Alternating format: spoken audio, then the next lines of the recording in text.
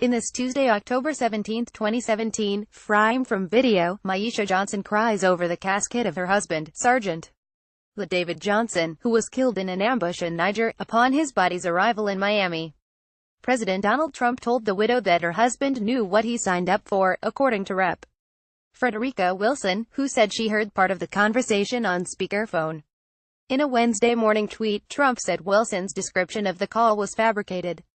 WPLGVAAPMIAMIAP. President Donald Trump emphatically rejected claims Wednesday that he was disrespectful to the grieving family of a slain soldier, as the firestorm he ignited over his assertions of empathy for American service members spread into a third contentious day. "I have proof," he insisted. The controversy over how Trump has conducted one of the most sacred of presidential tasks generated new turmoil in the White House. After one slain soldier's father accused the president of going back on a promise to send a check for $25,000, the White House said the money had been sent. Chief of Staff John Kelly, a retired Marine general whose son was killed in Afghanistan, was left angry and frustrated at the way the issue has become politicized. The dispute was fresh evidence of Trump's willingness to attack any critic and do battle over the most sensitive of matters, and critics' readiness to find fault with his words. The aunt of an Army sergeant killed in Niger, who raised the soldier as her son, said Wednesday that Trump had shown disrespect to the soldier's loved ones as he telephoned them to extend condolences as they drove to the Miami airport to receive his body. Sergeant David Johnson was one of 4 American soldiers killed nearly 2 weeks ago, Trump called the families on Tuesday. Rep. Frederica Wilson, a Florida Democrat who was in the car with Johnson's family, said in an interview that Trump had told the widow that "you know that this could happen when you signed up for it, but it still hurts." He also referred to Johnson as "your guy," Wilson said, which the Congresswoman found insensitive. Kawanda Jones Johnson, who raised the soldier from age 5 after his mother died, told the Associated Press on Wednesday that the Democratic Congresswoman's account was correct. "Yes, the statement is true," she said. "I was in the car and I heard the full conversation." At the airport, widow Myeshia Johnson leaned in grief across the flag-draped coffin after a military guard received it. "She was crying for the whole time," Wilson said. "And the worst part of it, when he hung up, you know what she turned to me and said? She said he didn't even remember his name." Trump started the storm this week when he claimed that he alone of U.S. presidents had called the families of all slain soldiers.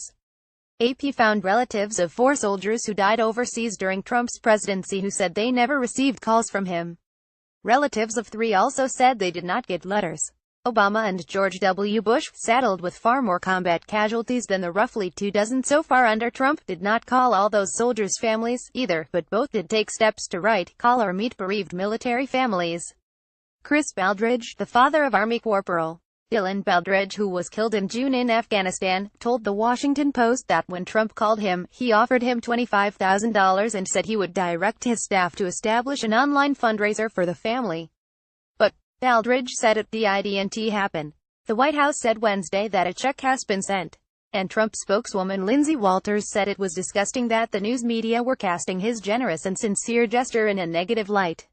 White House Press Secretary Sarah Huckabee Sanders said protocol requires that the Pentagon and White House Military Office prepare and confirm an information packet before the president contacts grieving family members, a process that can take weeks. She said Trump has made some form of contact with every family for whom he has received the appropriate information. Trump, who tangled with a Gold Star family during last year's presidential campaign, fiercely denied Rep. Wilson's version of events. He declared on Twitter, "Democrat Congresswoman totally fabricated what I said to the wife of a soldier who died in action and I have proof." Sadi later insisted that he didn't say what that Congresswoman said, didn't say it at all. She knows it. In private, he bitterly complained to associates about the flare-up, believing the press was eager to paint his response in a negative light, according to 2 people who recently spoke to him, but were not authorized to comment publicly about private conversations.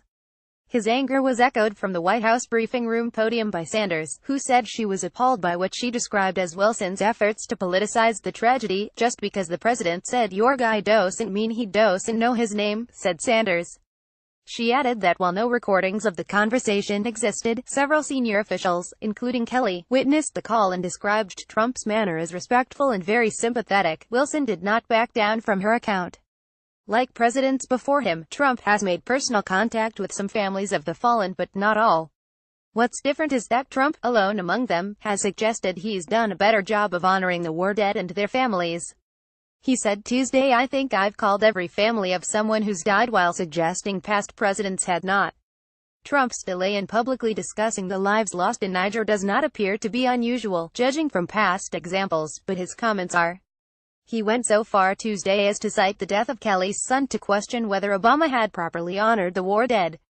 Kelly was a Marine general under Obama when his Marine son Robert died in 2010. "You could ask General Kelly, did he get a call from Obama?" Trump said on Fox News Radio. Sanders said Obama did not call Kelly, but it was not clear if some other form of contact was made. She added that Kelly was disgusted the condolence calls had been politicized, but said she was not certain if the chief of staff knew Trump was going to talk about his son publicly. Two White House officials said Kelly was also frustrated that the controversy had distracted from a significant military win over the Islamic State in Raqqa, Syria. Former Defense Secretary Chuck Hagel, who led the Pentagon for a portion of the time Kelly served as commander of U.S. Southern Command, was bitterly critical of Trump's comments. "If there is one sacred ground in politics, it should be the ultimate sacrifices made by our military," Hagel wrote in an email to the AP. "To use General Kelly and his family in this disgusting political way is sickening and beneath every shred of decency of presidential leadership." Beyond the dignity of the office, Johnson was one of 4 soldiers killed in an ambush by dozens of Islamic extremists during a joint patrol by American and Niger forces, U.S. military officials say. By Jonathan Lemire and Jennifer K. Associated Press ____Lemire reported from New York. Associated Press writers Kurt Anderson and Josh Replogle in Miami and Robert Burns in Washington contributed to this report. Related